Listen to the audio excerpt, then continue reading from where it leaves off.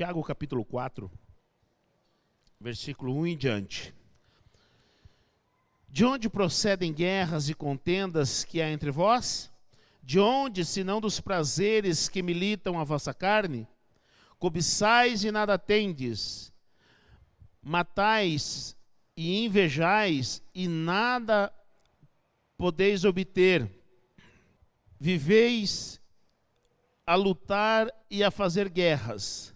Nada tendes porque não pedis. Pedis e não recebeis, porque pedis mal, para esbanjardes em vossos prazeres. Infiéis, não compreendeis que a amizade do mundo é inimizade de Deus? Aquele, pois, que quiser ser amigo do mundo, constitui-se inimigo de Deus. E esse é o tema da mensagem. A amizade do mundo te afasta de Deus. A amizade do mundo te afasta de Deus. No texto, nós vemos que os nossos conflitos são frutos dos nossos desejos. E muitas vezes a gente culpa as pessoas, outras vezes a gente culpa o diabo, e muitas vezes culpamos até Deus pelos nossos próprios conflitos. Mas os nossos conflitos são frutos dos nossos próprios desejos. Os nossos desejos nos impulsionam a buscar a nossa satisfação pessoal, ao invés de buscar a Deus. O que isso significa? Isso significa que até as nossas orações e pedidos a Deus são feitos de maneira errada e egoísta. O texto conclui que é possível buscar a Deus se os nossos desejos carnais não nos dominarem. Porém, se nós formos dominados pelos nossos desejos carnais, se torna impossível buscar a Deus. Ou abandonamos os nossos desejos carnais e egoístas, ou nos tornamos inimigos de Deus. E ponto final. Não tem conversa. Eu quero pensar um pouquinho aqui, por que hoje as igrejas, os cultos, estão sendo como são? E eu estava pensando sobre isso, e Deus colocou algumas coisas no meu coração que eu quero compartilhar com vocês. As contendas surgem dos nossos maus desejos. O verso 1 diz: de onde procedem guerras e contendas que há entre vós? Aqui não está falando do Iraque, do Irã, dos Estados Unidos. Não está falando aí do mundo. Aqui está falando guerras e contenda entre vós. E ontem foi falado um pouquinho a respeito das 7 igrejas do Apocalipse. E nós vimos que a igreja que estava lutando contra os maus pastores, né? E eles lutando contra os maus pastores, eles enrijeceram o seu coração e acabaram desagradando a Deus. Abandonaram o primeiro amor. Então, muitas vezes, os nossos maus desejos, eles nos enrijecem. E o nosso coração se torna insensível ao toque de Deus. Há prazeres que precisamos sufocá-los, para que possamos manter uma vida de comunhão com Deus. Se não sufocarmos tais desejos, as coisas de Deus não são mais atraentes para nós. É por isso que nós começamos a ver problema na vida dos irmãos, na igreja, e já a gente tem dificuldade para congregar, e a gente tem dificuldade para manter a comunhão com os irmãos. Por quê? Porque os nossos maus desejos estão sufocando a busca por Deus. E nós vamos nos tornando cada vez mais insensíveis. Porque de onde procedem as guerras e contendas que há entre vós, é da igreja que eu estou falando. É do nosso meio que eu estou falando.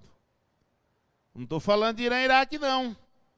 Então nós precisamos detectar, antes que o estrago seja feito, que somos nós a causa do nosso próprio esfriamento. Somos nós a causa de nós não ter o prazer que deveríamos ter de congregar. A alegria do primeiro amor. Nós precisamos admitir isso para nós mesmos diante de Deus, se quisermos manter uma vida de comunhão com Deus. Porque os nossos maus desejos vão nos sufocando e a alegria de congregar, de servir a Deus, a comunhão com os irmãos, de buscar a Deus, ela vai se esvaindo do nosso coração. E aí a gente passa a culpar um ou outro. Não, porque o irmão lá não sei o quê. Não, porque o pastor não sei o quê, a liderança não sei o quê, essa igreja não me serve mais. E a gente começa a achar 1001 problema nos outros, sendo que o problema está no nosso coração, nos nossos próprios maus desejos. E é por isso que daí surgem guerras entre vós, contenda entre vós. Mas nós precisamos ser sinceros, Senhor, sou eu mesmo. Há um louvor que, quando eu ouvi pela primeira vez, eu chorei gritado. Porque é uma grande verdade, aquele louvor foi inspirado por Deus. Diz assim, ó, a terra seca sou eu. A terra seca sou eu, não é os irmãos, não é a igreja, a terra seca sou eu. Então admitir isso é só através do Espírito Santo de Deus. E é por isso que nós precisamos manter uma vida de comunhão com Deus, porque senão nós vamos arrumar guerra dentro da igreja. Nós vamos arrumar briga com os nossos próprios irmãos. Nós vamos sair do culto insatisfeitos, tristes, sem edificação. Por quê? Porque o meu coração tem maus desejos e eu não sei. Porque é muito difícil a gente admitir o próprio erro, a própria culpa. Mas nós precisamos fazer isso, se quisermos manter uma vida de comunhão com Deus. Pedir mal significa pedir para satisfazer os desejos egoístas do nosso coração. Nossos pedidos, eles deveriam ser, mas veja se a gente pede assim sempre. Os nossos pedidos deveriam ser assim: enche-me do teu Espírito Santo, Senhor. Me revela a tua palavra, Senhor. Me fortaleça para eu vencer as lutas e tentações da minha própria carne.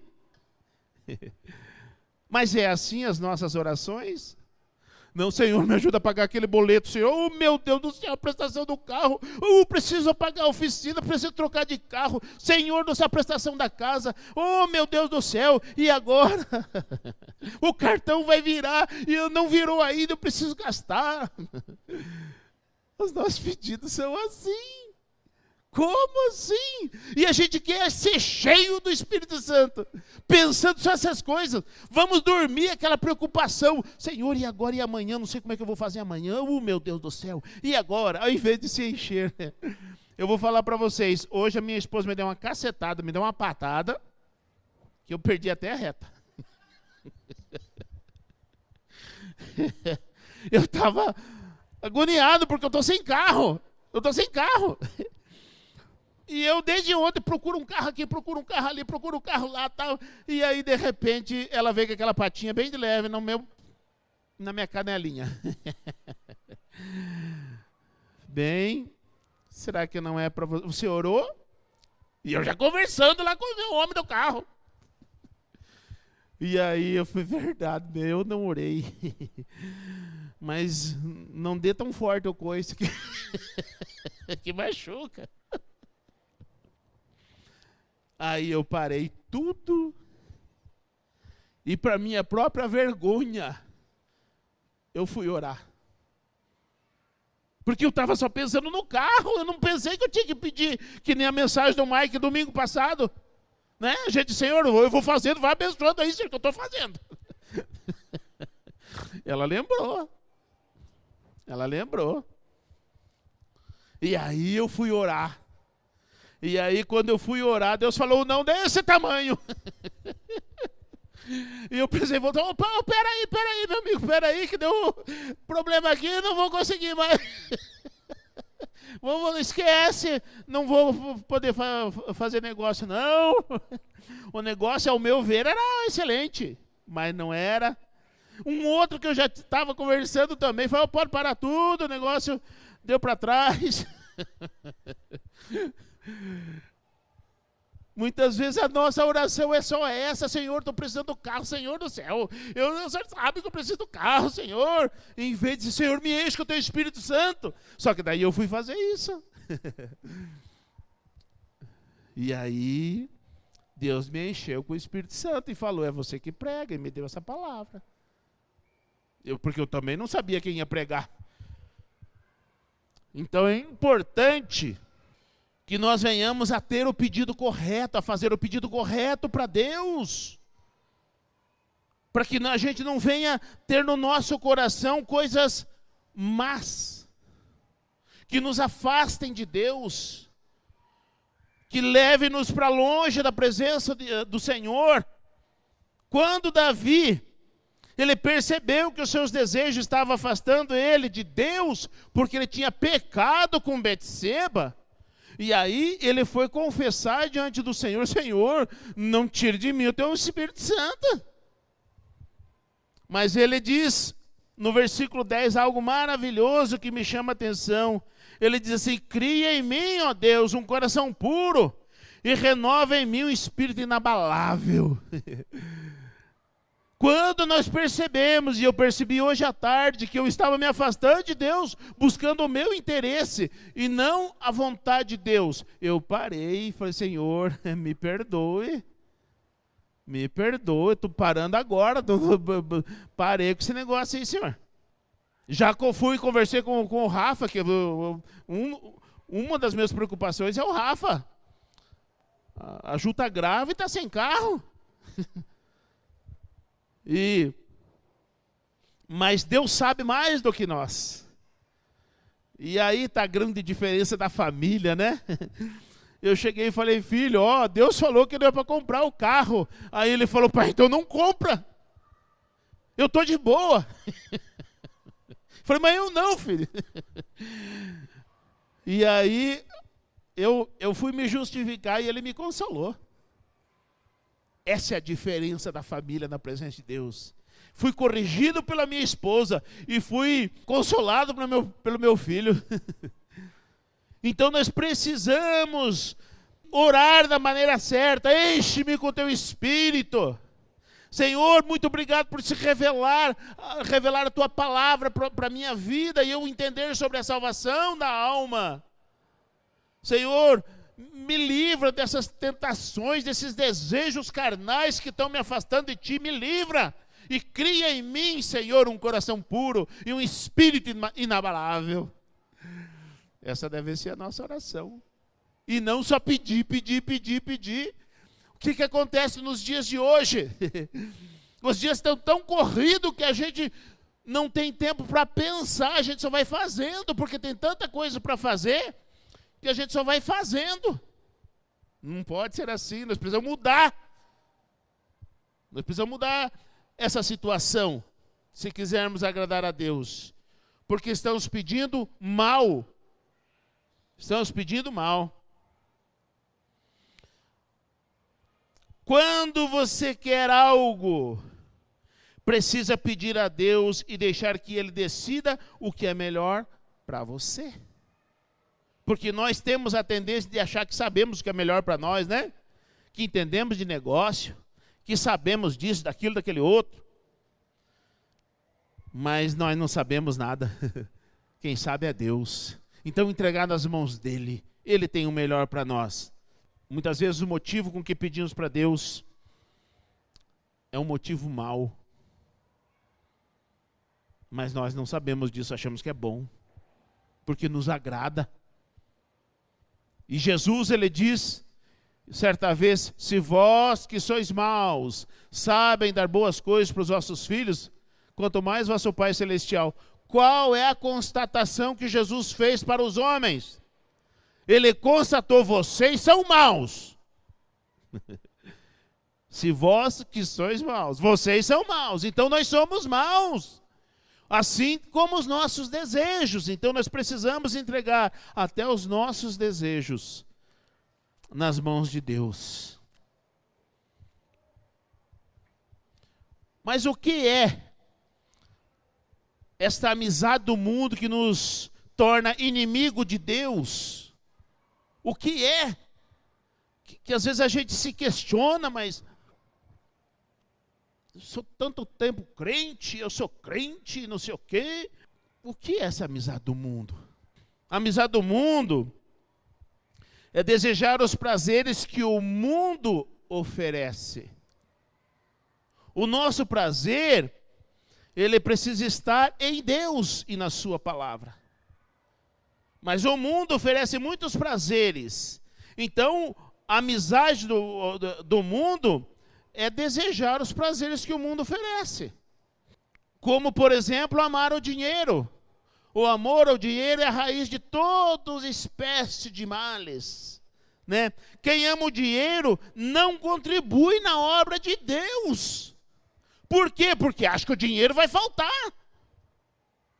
Ele não ama a obra de Deus, ele ama o dinheiro, apesar de ser crente. Porque o texto é para crente, é para a igreja. De onde procedem as guerras e contendas que há entre vós? É para a igreja. Na igreja tem gente que ama o dinheiro? Tem. Tem gente que ama o dinheiro e não ama a Deus, porque quem ama o dinheiro não ama a Deus. Porque ele não contribui para a obra de Deus. Na vida dele vem primeiro o dinheiro. Quem deseja as riquezas não ama a Deus. A obra de Deus sempre ficará em segundo plano. Mas é errado ter dinheiro? Não. Nunca foi. O erro está em amar o dinheiro. Porque quando a gente ama o dinheiro, a gente sofre, a gente se agarra porque pensa que é o dinheiro que faz as coisas. Não é, é Deus. Então não é errado ter dinheiro. Não é errado ser rico. Não é errado, não. O erro está em amar o dinheiro. Porque quem ama o dinheiro não contribui, ainda que possa, ele não contribui para a obra de Deus. Vê as coisas perecendo, mas não faz, porque ama o dinheiro. A amizade do mundo é amar o status social. E tem muita gente que ama tanto status social que na igreja põe uma cadeirinha tão bonita aqui na frente que parece um trono de rei. Por quê? Porque ama status. Quer ser diferente. E o próprio texto de Tiago, ele diz que a acepção de pessoas é pecado. Então nós precisamos tomar cuidado com o que desejamos, porque senão nós podemos estar em discordância de Deus, ou com inimizade com Deus. O status, ele não pode ser desejado por nós. A honra não pode ser desejada por nós. Vocês veem? Eu sempre chego, tem um cone ali esperando a minha vaga. E eu sempre falo isso porque isso para mim é honra. Mas toda a igreja sabe que eu nunca pedi isso. Mas quando eu chego, corre um irmãozinho lá e tira o cone. De lá eu estaciono ali, bonitão da vida, paro na porta. Então nós não temos problema com honra, com status. O errado não é ser honrado, o errado é desejar ser honrado. O errado não é ser aclamado, o errado é desejar ser aclamado. O errado não é ter dinheiro, o errado é amar o dinheiro. Então nós precisamos saber que muitas pessoas que amam status, eles toleram o que a Bíblia não tolera. E o Salmo 1, ele fala algo muito importante. Porque que pastor que não gosta de ver a igreja cheia? Só se for doido. Todo pastor gosta de ver a igreja cheia. Mas se para manter uma igreja cheia eu tenho que passar a mão em pecado, se para manter a igreja cheia eu tenho que fazer vista grossa para determinadas coisas, então, peraí, alguma coisa está errada comigo. Mas quem ama status tolera coisas que Deus não tolera. E algumas coisas eu listei aqui. Porque o Salmo 1, ele diz assim: bem-aventurado o homem que não anda segundo o conselho dos ímpios. Não pense você que conselho de ímpio é aquela pessoa que não conhece a Deus, é aquela pessoa má. Não. Conselho de ímpio, muitas vezes, você tem dentro da igreja um conselho de ímpio. O que é conselho de ímpio? É um conselho que te afasta da vontade de Deus, que te coloca você no centro e Deus de lado. Isso é um conselho de ímpio. Então, conselho de ímpio são determinadas sugestões de pessoas que não têm o temor a Deus, ainda que seja crente. Você só ouvirá conselho de ímpio se andar com ele. E o que fazer com aquele irmão que tem conselho de ímpio, que te dá conselho de ímpio? Afasta-te dele. Porque Timóteo ou Tito diz que aquele que dizendo ser irmão for mal, e tem lá uma lista de coisas, o que é para nós fazer? Nos afastar dele. Nem comais. Não é nem para comer com esses irmãos. Muitas vezes o conselho de ímpio está do teu lado, na tua igreja. E o que você tem que fazer? Se afastar dele. Então, bem-aventurado o homem que não anda no conselho de ímpio, porque o conselho de ímpio te afasta de Deus. Não se detém no caminho de pecadores. Quem ama status ou deseja status, muitas vezes ele segue conselho de ímpio. Quer ver um conselho ímpio? Um conselho de ímpio? Ô pastor, nós queremos te honrar. Nós vamos colocar uma foto sua aqui na frente. Eu sei da pastora. Aqui é bem bonitona, aqui na frente. O que é isso? Conselho de ímpio. Mas muitas vezes a pessoa que está dando conselho quer te honrar, quer uma coisa. O que eu devo fazer? Não, irmão, isso aí está fora de cogitação. Não, pastor, então sabe o que você faz? Conselho de ímpio. Põe uma cadeirona bonita, uma poltrona, né? Aqui na frente, para você, minha pastora. Depois você põe para o Rafa, para a Ju, para o Fernando, né? Só vai enche lá na frente com a sua família. E depois põe os obreiros, tudo lá na frente. O que é isso? Conselho de ímpio. Por quê? Porque afronta a palavra de Deus. Não é para ter acepção de pessoas. E se eu aceitasse isso, ou se eu fizesse isso, eu estaria fazendo acepção de pessoa. Eu sou melhor do que vocês. E eu não sou melhor do que vocês, eu sou igual. A diferença é que Deus colocou sobre a minha vida uma unção que não tem na sua. Que é para dirigir você para o céu. Essa é a diferença. Mas não para que eu seja o diferentão, tudo bonitão aqui. Não. Isso é conselho de ímpio, mas quantos pastores aceitam?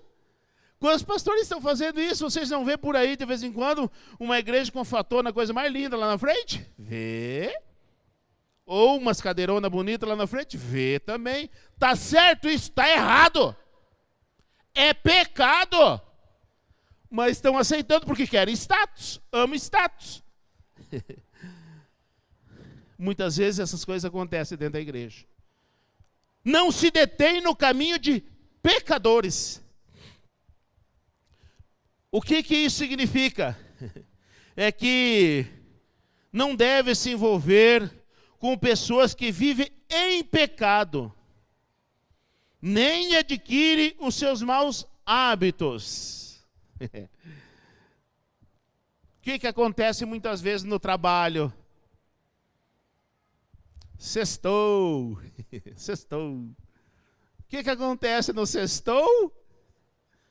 O que acontece? Vamos lá tomar uma Coca-Cola, é isso mesmo?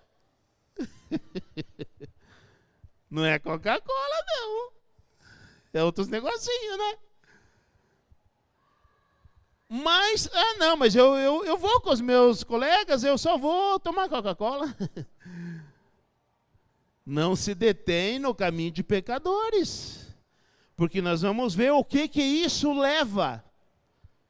Não se envolve, não se deter no caminho de pecadores, é não se envolver com pessoas que vivem em pecado e nem adquire os seus maus hábitos. Há lugares e amizades que não servem para o cristão. Barzinho não é lugar de cristão, não. Não? Mas eu vou lá para evangelizar. Será? Será que vai para evangelizar mesmo? Evangelizar é necessário, é uma ordem, nós precisamos evangelizar. Mas não devemos andar no bar com o bêbado para evangelizá-lo. Nem devemos ir no prostíbulo para evangelizar a prostituta. O caminho de pecadores contamina mais do que nós imaginamos. Só que nós não temos noção disso. Nós não vemos maldade nisso. Nós estamos tranquilos. Não, eu sou do Senhor. Eu não vou cair nessa. Não vai? Não vos enganeis. 1 Coríntios 15, 33. As más companhias corrompem os bons costumes. As pessoas vão perdendo devagarzinho os valores, os princípios e vão cedendo. E quando vê, não tem mais temor de Deus. Por último, nem se assenta na roda dos escarnecedores. Imagina, eu na roda dos escarnecedores, jamais. Eu sou crente, eu sou de Deus. Pois é. E o que isso significa? Não se assentar na roda dos escarnecedores é não se associar com pessoas que não acreditam na mesma fé que você acredita. Pois irão ridicularizar as coisas que você crê, levando você a flexibilizar os teus princípios e valores. As pessoas não têm noção do que nós cremos. Por exemplo, assim, eu estou precisando comprar um carro, né? Eu vou lá e compro o carro. E aí eu chego e falo para uma pessoa que não tem o temor de Deus, fala assim, puxa, Deus falou que não é para mim comprar o carro. O quê, rapaz? Você não está precisando, não é um bom negócio? Eu vou lá e compro, rapaz. Eles não vão crer da forma que a gente crê. Não, mas Deus falou que não. Ih, rapaz, o que é isso? Um negócio bom desse vai perder? Puxa, é mesmo, né? O negócio é bom, né? E ali vai contaminando o nosso coração, né? Então, roda de escarnecedores é todo aquele meio onde a nossa fé é confrontada, é ridicularizada. Imagina, rapaz, Deus tem tanta coisa para pensar, vai ficar preocupado com o teu carro? Usem essas frases, né, ainda de efeito. E a gente fica perdido. Só que o que acontece? Se nós frequentarmos este meio, nós vamos perdendo, flexibilizando os nossos princípios e valores. Veja que a descrição do texto mostra que a queda não vem de imediato, mas segue um padrão. E eu vou mostrar para vocês o padrão. O padrão é esse. Primeiro, você ouve um mau conselho. Bem-aventurado o homem que não anda no conselho dos ímpios. Primeiro se ouve um mau conselho. Nem se detém no caminho dos pecadores. Daí você começa a andar com eles. Nem se assenta na roda dos escarnecedores. Então, primeiro você ouve um mau conselho. Depois você não vê problema em fazer as mesmas coisas e estar junto. Depois você passa a andar e fazer as mesmas coisas sem sentir culpa. Vocês percebem que não é de imediato que vem a coisa? É de pouquinho em pouquinho? É por isso que nós não podemos desejar status, ser honrado, porque senão nós caímos nessas coisas e nem percebemos. Aí o que acontece? Depois, aí essas pessoas, aonde que elas estão? Dentro da igreja. Aí tais pessoas permanecem na igreja, elas não saem da igreja, mas querem reproduzir na igreja o que o mundo oferece. Percebe? E aí, aqui na cidade, eu não ando muito por aí, mas eu acho que a nossa igreja é uma das poucas que não tem bailarinas aqui, né? É uma das poucas, eu não vi outra ainda. Mas a dança faz parte dos elementos do culto? Vocês não têm obrigação de saber. Eu, como pastor, tenho obrigação de saber. Não faz. São 8 elementos do culto. E dança não faz parte disso. Mas daí mas Davi dançou. Aonde que ele dançou? Na rua. Não foi no púlpito, não. Não foi no templo, não. Ele dançou na rua. De alegria porque estava chegando a arca. Ele não estava ministrando dança lá, não. Não estava, não. A nossa igreja também é das poucas que não tem cadeirinha aqui na frente. E tais pessoas que vêm lá do mundo contaminado, querem colocar essas coisas no meio da igreja. Não, porque nós somos filhos do rei. Porque nós merecemos. Será? Merecemos o quê? O inferno. Era isso que nós merecíamos se não fosse a misericórdia de Deus. Então nós não podemos deixar com que essas coisas contaminem o nosso culto. Porque o culto é a Deus, não é para mim, não é para você. Os músicos não têm que vir aqui cantar para você ficar contente. Ah, né, o músico tocou para mim, não toca para você, não toca para mim, não, é para Deus. Então, essas pessoas contaminadas, elas estão na igreja e contaminam a igreja com os seus maus desejos, porque eles não se sentem bem e querem introduzindo as coisas. Aí um desse contaminado vai para onde? Vai para a liderança. E aí ele vai convencendo os líderes. Não, vamos colocar isso aqui, mas que problema tem? Os jovens gostam. Não, vamos colocar aquele outro aqui, o que tem? A igreja gosta. Oh, o povo tudo gosta. Quer ver? Fala uma pesquisa aí para você ver. E quando vê, contamina a igreja toda. Uma igreja toda contaminada, ela não consegue fazer com que tenha intimidade com Deus. E aí o culto não é aceito. Mas uma igreja que não é contaminada, ela pode fazer todos os contaminados a voltarem a ter comunhão com Deus, se não aceitarem as suas propostas. Porque as propostas são tentadoras. Certa vez, eu fui dar um curso para jovens, e a nossa igreja, graças a Deus, tem um bom grupo de jovens. E aí me perguntaram, pastor, o que você faz lá para atrair jovens? Foi para atrair jovens? Ah, sim. A gente anuncia Jesus Cristo. Porque se o jovem não for atraído por Jesus Cristo, não tem o que agrade. Então a gente não pode fazer coisa para atrair as pessoas, é só Jesus Cristo. Porque se Jesus Cristo não agradar, não tem o que te agrade. Se você não se satisfazer com Cristo, que é a continuação do Salmos 1, antes ter o seu prazer na lei do Senhor e nela medita de dia e de noite. Se esse não for teu prazer, não tem o que te agrade. Aí você vai achar o culto chato, o louvor chato, a igreja é chata, a mensagem é chata, a liderança é chata. Tudo não presta para você. Por quê? Porque o teu coração está contaminado. E se há algo assim no teu coração, purifique-o, para que você seja edificado. Porque a igreja não pode ser contaminada com essas coisas, com desejo de ser, com desejo de ter. Não. Status é só de do Senhor. A amizade do mundo É tentar reproduzir na igreja o que o mundo oferece. E o que o mundo oferece? Ambiente emocionante. O mundo oferece isso. Vai numa discoteca, é tuque, tuque, tuque, tuque, tuque, tuque, né? E a turma pulando, e um negocinho ali no copo, e as luzes que piscam para tudo que é canto.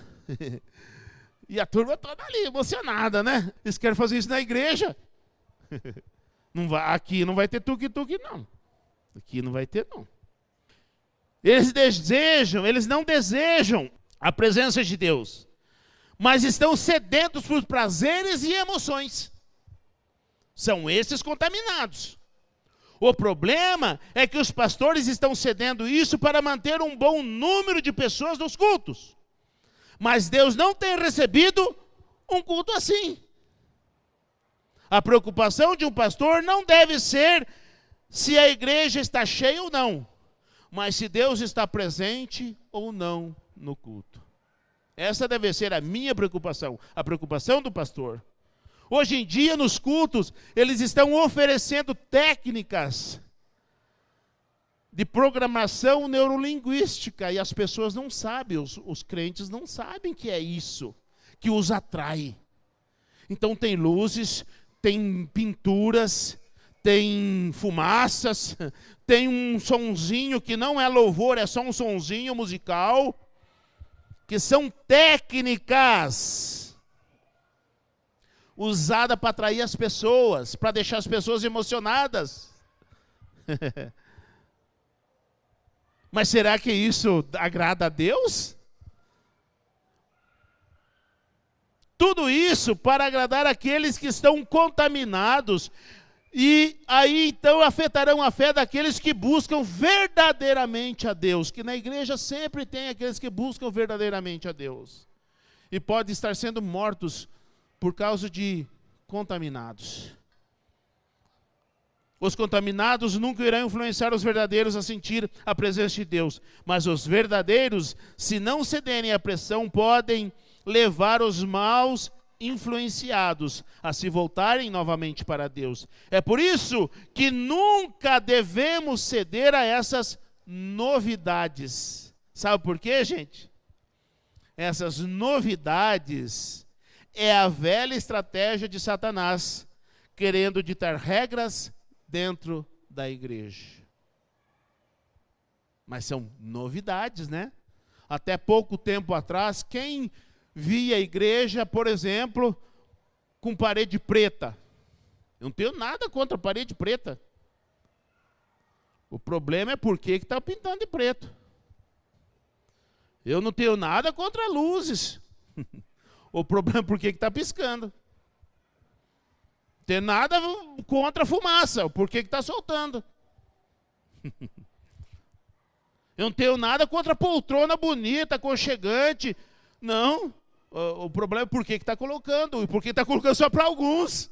Se é para colocar, vamos colocar para todos. O meu sonho é colocar todas as poltronas aqui, aquelas de cinema, que você chega e senta, se apoia, né? Esse é meu sonho, um dia eu quero colocar. Mas para o conforto de vocês, não para o meu conforto. O que você anda fazendo que te afasta de Deus? O que você anda sentindo que te afasta de Deus? Não se engane. Deus sabe o porquê que você está fazendo as coisas. Deus sabe. Deus sabe o porquê que eu estou fazendo as coisas. Deus sabe. Então nunca se engane. Porque a amizade do mundo é inimizade de Deus. Era, é e continuará sendo. Que Deus nos livre desse mal.